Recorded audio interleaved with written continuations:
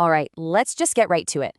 You're here because the old advice, it's just not cutting it anymore. You know it, right? You're putting in the work, you're doing all the right things, but something feels off.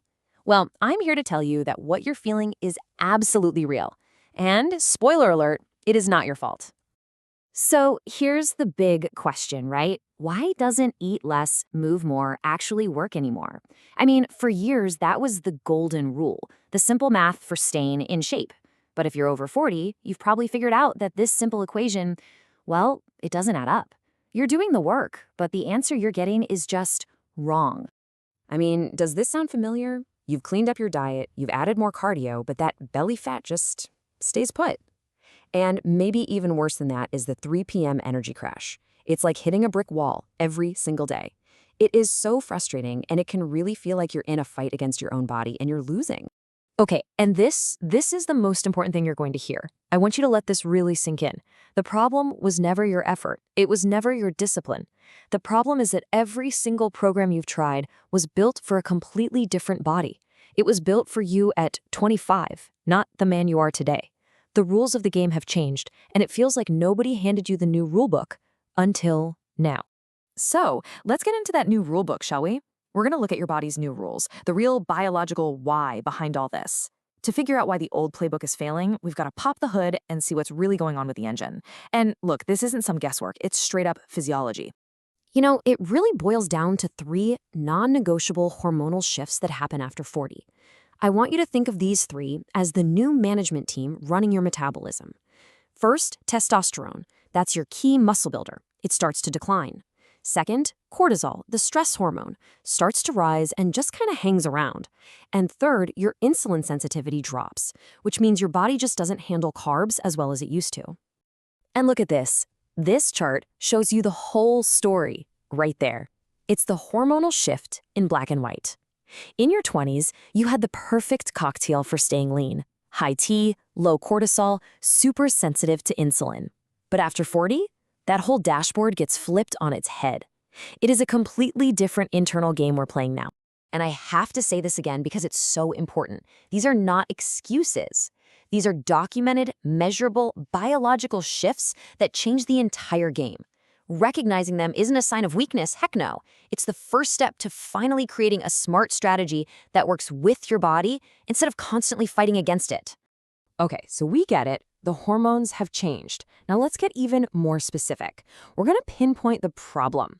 These shifts create what I call the 4 metabolic blockers. These are the things that are really slamming the brakes on your fat loss. And figuring out which one is your primary blocker, well, that's the key that's going to unlock everything.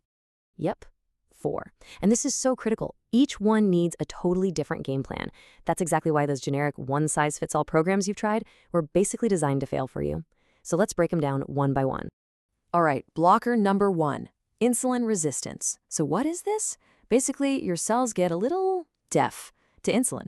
This means the carbs that used to be awesome fuel for your workouts, now they get a one-way express ticket straight to fat storage, especially, you guessed it, right around your midsection.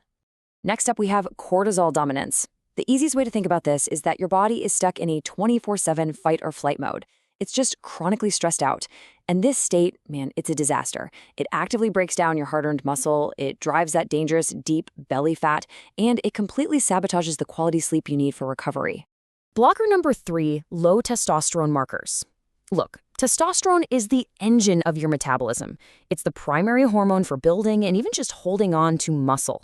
So when it starts to decline, your whole metabolic engine slows down.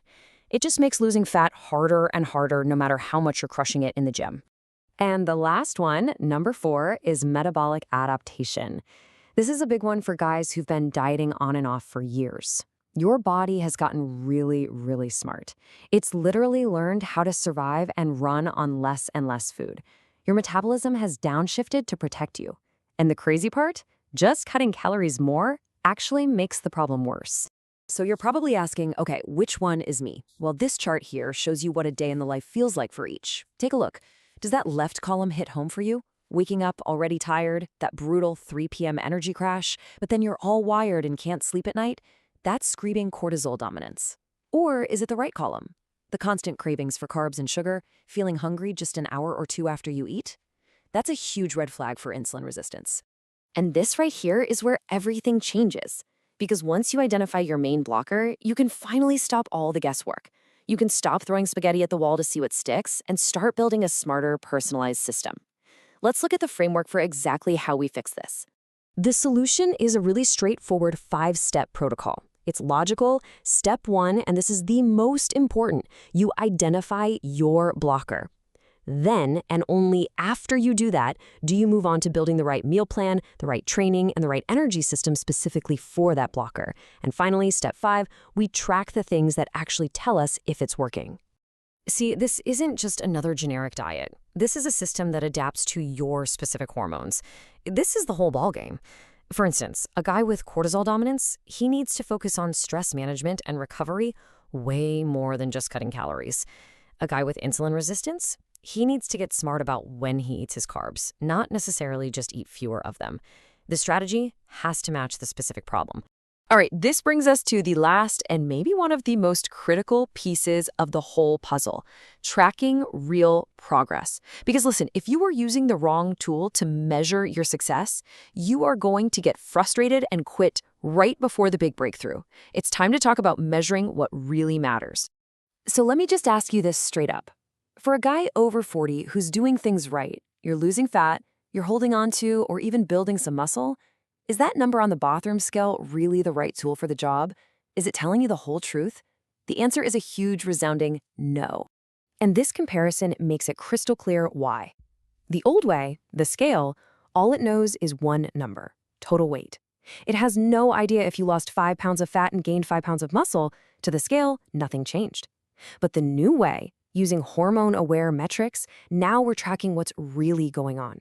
We're tracking visceral fat with your waist measurement. We're measuring your cortisol with your energy levels. We're monitoring recovery through your sleep. These things tell the real story. So what are they? Here are the 5 metrics that tell the absolute truth. Number 1, your waist measurement, right at the navel. 2, your 3 p.m. energy score. 3, your sleep quality score. 4, your performance in the gym.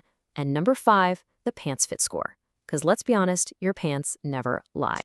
And please, hear me on this. This is so, so important.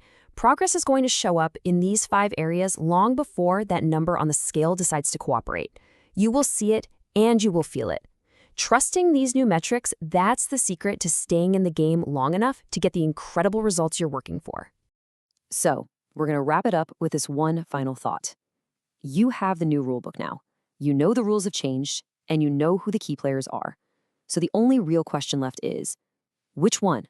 Which one of those 4 blockers is the main thing holding you back right now?